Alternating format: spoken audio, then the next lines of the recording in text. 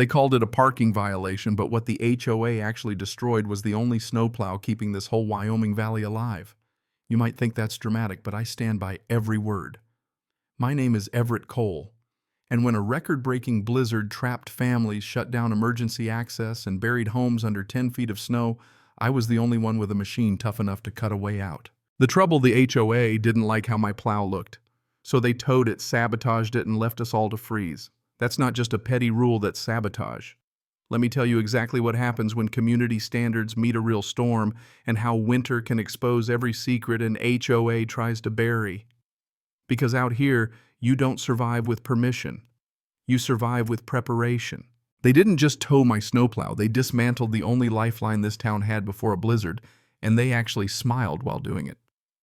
That morning, the weather forecast went from some snow to life-threatening event. We're talking blizzard conditions, wind gusts topping 50, temperatures sinking past zero. Wyoming doesn't bluff about winter. Not in this valley. Around here, when the roads go white, I'm the only way out. That's not ego talking, that's 20 years of running military logistics for winter rescue ops, knowing one bad move in the mountains can cost a life. I kept my gear even after I retired. My snowplow, a rusty old 2008 Gravemaster I called Maggie, wasn't pretty, but she was relentless. Every November, I parked her right by my garage, chains coiled, tank full, shovel kit prepped. I wasn't doing it for show. I did it because no one else around here had a machine that could chew through 10-foot snowbanks when the county forgot we even existed. But the HOA didn't care. 3 days before the storm, I got the first fine unauthorized equipment storage violation of Section 4B. A printed notice taped to Maggie's windshield, flapping in the wind like a death sentence. HOA President Cynthia Bello, everyone called her Karen, behind her back had decided Maggie was an eyesore. She said the plow disrupted visual harmony, lowered resale value, all that. To me, that machine was heat food, access to insulin for the guy 2 houses down. I knocked on Karen's door, stayed calm, tried to reason. She opened with that little smirk. "Mr. Cole, I assume you're here about the citation." "I am. That plow's not a decoration. It's winter survival. Nor'easter's coming." She raised her hand. "We've discussed this before. You can store it out of sight. CC and RS are clear." I looked over her shoulder at her perfect living room Christmas wreath, white carpet, not a grain of salt anywhere. "If that plow isn't ready when the storm hits, we lose every outbound route." She just shrugged. "Then maybe the county should step up." "The county's 2 hours away on a good day. You'll be trapped in here." "Not my concern, Mr. Cole, nor is it Maggie's." She slammed the door.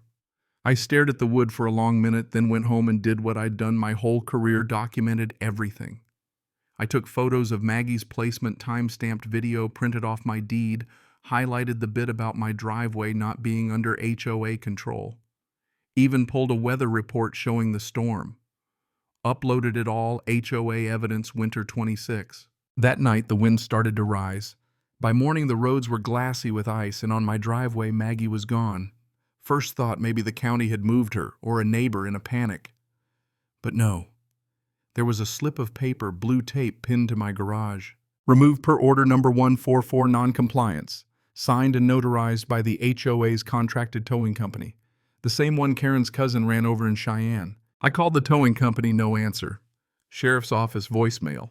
Karen picked up all smooth. "We gave you a 48-hour window. There's a blizzard, Karen. Just enforcing community standards. That plow was for all of us. Then you should have followed the rules." She hung up. I didn't scream or punch the wall, just looked out at the white horizon and listened.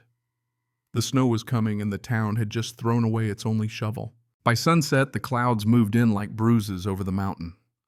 My neighbor Bill, 82, diabetic, called, needed prescriptions before lockdown. I had to tell him the truth. Karen had the plow towed. "I don't have it anymore." Silence. "Then we're screwed." I didn't argue. I scrolled through the evidence folder, counting hours until whiteout. Before Wyoming, before HOA drama, I lived in a world where cold killed in minutes. 22 years in USAF 35th Mountain Logistics Battalion, never dropped bombs, just kept supply lines open when the world froze shut. From the Alps to Alaska, my job was always the same: keep routes open. That's why I chose this land, 6 acres east rim of a valley outside Centennial, Wyoming. No HOA, just trees. One private ridge road, a single artery back to the highway. For 2 years, I cleared that road every storm. No one asked me to, no one paid me. But every neighbor used that road, some daily, some when the county forgot about them. Folks waved, brought coffee and eggs. Then the developer showed up. Shiny boots, drone maps, big promises.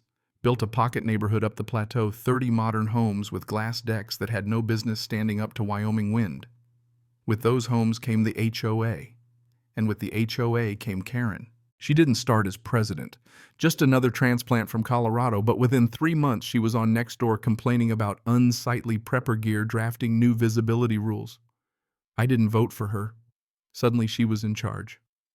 Maggie, my plow, became public enemy number 1. I'd rebuilt her engine, replaced her chains, even rigged up a solar battery for cold starts. She was ugly, but she was our last line of defense. I kept her in sight because in a storm speed matters. Karen didn't ask, she fined. Now Maggie was gone. Day after, towing yard called. Your vehicle was dropped here, incomplete paperwork. You should probably come down. I borrowed Bill's Jeep, drove to the yard before the snow hit. Sky was steel. Maggie sat in pieces, hood open, battery missing, hydraulics detached, transmission casing cracked. Sabotaged. Yard manager came out, clipboard in hand, shaking his head. This wasn't a tow, this was a hit job. Unmarked flatbed, he said, HOA violation, that's all I got. I climbed into Maggie's cab, called my wife. Connor's coughing, she said, our son 10 mild asthma. No backup heat if we get snowed in. No way to the clinic if the road's gone. She trusted me and I was sitting in a gutted machine. My old CO used to say, you don't lose a corridor unless you hand it over.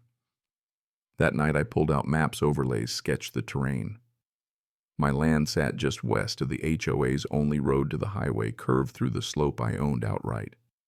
Still had one route not under their control, the original access road. It was buried under 3 feet of snow, but I'd cut it before, not with Maggie, but with my back and whatever strength I had left. The snow started that night. By dawn, it came like vengeance. I was already digging. Third morning, the wind was a wall.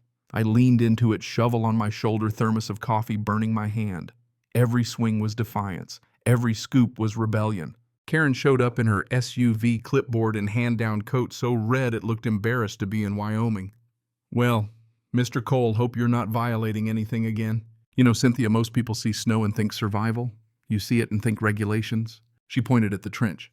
If you start carving paths that intersect with association access, you could be in violation. My plow's gone main roads buried under 6 feet of snow. If you don't want me opening a route, maybe you'd like to do it yourself. She shrugged. County will handle it. You ever look at the county's snow priority map? You're not even phase 2. Your road's going to be buried for a week. She scoffed, then walked away. I'd be very careful, Mr. Cole. Her threat trailed off in the wind. By dusk, I'd made 50 feet. Not enough, but I wasn't stopping. The next day, windy neighbor, widow, 2 grandkids knocked. Karen posted online, said you're trying to illegally build a road, even claims footage of you menacing her. I showed her my own camera footage, just me, calm, no raised voice, no threats. Wendy nodded, angry now. You mind if I download that? Not at all. By day 4, I'd cut 250 feet. That morning, a flatbed truck pulled up, same one from the footage. Guy in camo jacket, HOA beanie. You Everett Cole? Yeah. He looked at the path, then at me. You cost Karen a lot of face. She wants to know if you're done playing hero. You touched my plow. We repossessed it. You destroyed it. He shrugged. Hard to say what counts as destruction. I held up my deed. This is private land. This access road predates the HOA. Your truck's on it. Leave. He eyed the cameras, then left. I wasn't just digging anymore. I was building a case, photos, threats, destroyed plow trucks, license plate, all backed up. Day 5, HOA accused me of reckless snow trenching, endangering property lines, violating easement clauses. The truth, nobody else could get out. County hadn't plowed the main road in 4 days. They buried Maggie, but the valley buried them right back. That morning, Carlos' new neighbor, ER nurse wife, 6 months pregnant, knocked. Been trying 911 since last night. Anna's got pressure in her chest. Can she walk? Not a chance. I'm halfway to the highway. Give me 2 days. He saw Maggie's ruined chassis. HOA took it, huh? Destroyed the only snow equipment in the valley. He looked at me, something shifting. You point, I dig. We started at dawn. 2 men, 2 shovels. Every swing was survival. Mid-afternoon, Karen showed up on a snowmobile. White suit, pink goggles, visor up. You're interfering with property lines. I laughed. Karen, there's 2 feet of snow over every HOA road. You haven't cleared an inch. We were planning a coordinated volunteer plow operation, but your tantrum disrupted everything. You gutted my equipment. You left it in violation. You destroyed it. She froze when I said I had footage. Security cam caught everything. Her face turned to stone. Then she revved the snowmobile and vanished. That night the storm deepened. Wendy called heat out grandkids crying. "You think the HOA even cares?" she asked. I hesitated, then said no, but I do. Next morning our digging team grew. Carlos called Jim, the guy with the snowblower. Wendy sent her grandson Luke. By noon there were 10 of us. Neighbors brought soup and flashlights. Karen silent. I filed a formal complaint, security cam, land plat affidavits, weather data. Sent it to the county and a local journalist. He covered avalanches, thought he'd appreciate a new kind of burial. That night, silhouettes watched from the ridge, Karen and 2 board members' binoculars out watching us dig, but they couldn't stop us. The 6th day, the snow fell in sheets. The HOA had no plan, no emergency alert, nothing.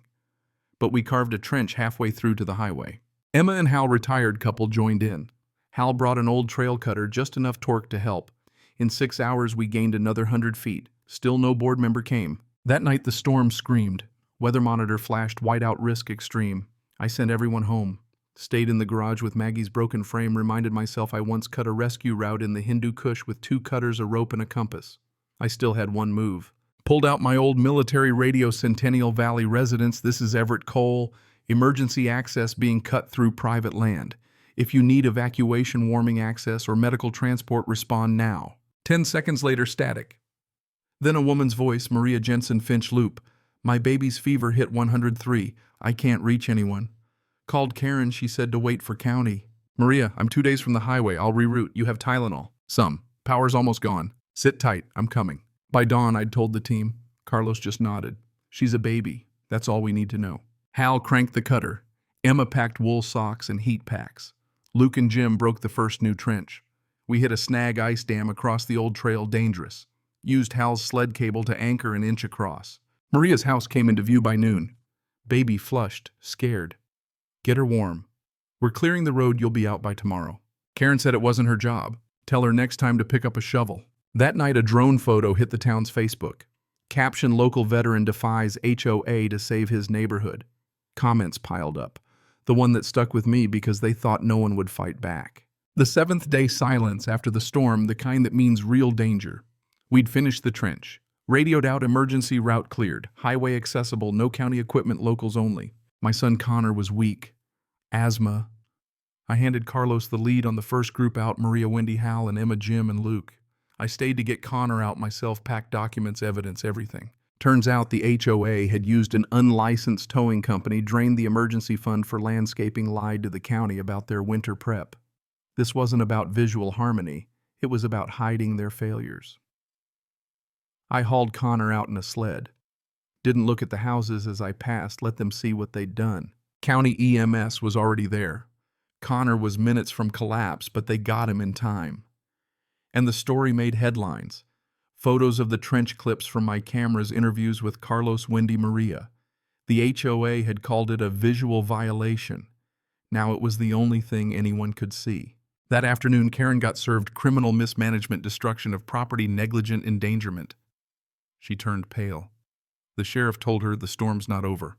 Justice in a place like this doesn't come with press releases. It comes slow, like snow piling on a roof. I dug up my grandfather's maps, the old runoff corridors the HOA had built their fancy homes on top of. The storm had gone exactly where it was never supposed to, and I had proof. Sent everything to the county, the state, and a lawyer named Monica Reyes. She'd fought HOAs before. Everett, this is actionable, she wrote back. I'm coming to Centennial Thursday. Don't talk to anyone from the board. Community met in Carlos's garage, laid out deeds, maps, violation notices, photos. They tried to bury us with silence, Hal said. Now we dig them up with facts. 2 committees, 1 legal, 1 recall action. We got enough signatures for a board recall in a day. Monica arrived with a satchel full of subpoenas. Presented maps, overlays, drone footage, showed the board exactly how their actions had broken the land, endangered everyone. If any of you had died, she said, this wouldn't be civil. It'd be criminal neglect. That night the vote passed. Karen was removed. Greg the treasurer too. New board, new budget. Maggie's parts ordered, this time on the record. In the end, it wasn't about revenge. It was about real access, real leadership. You can tell when an empire falls, it's not fireworks. It's quiet. And on the 9th morning, our valley was silent but not afraid. County dissolved the HOA, cited 3 violations, and recommended criminal charges. Monica and I stood outside what used to be the model home sign, torn down by wind and shame. She asked if I'd ever thought about running the new board. I laughed. I already have a job. I keep the roads clear. 6 months later, the trench we dug by hand was now a county emergency road lined with gravel and saplings. Maggie sat at the head again, rebuilt, repainted a brass plate on her side, for those who dig. Winter 2026. We didn't need an HOA. We needed each other. Now every family had a winter kit.